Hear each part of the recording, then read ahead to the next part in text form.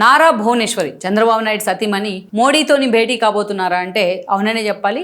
గత 2 రోజులుగా ఈ వార్త చాలా సీరియస్గా రాష్ట్ర రాజకీయాల్లో హల్చల్ చేస్తూ ఉంది. ఒకవైపు మోడీ ప్రధాని పర్యటన ఏపీకి రావడం కూడా ఆయన ఖరారైంది. ఆల్మోస్ట్ మే 2న ఏపీకి రాబోతూ ఉన్నారు.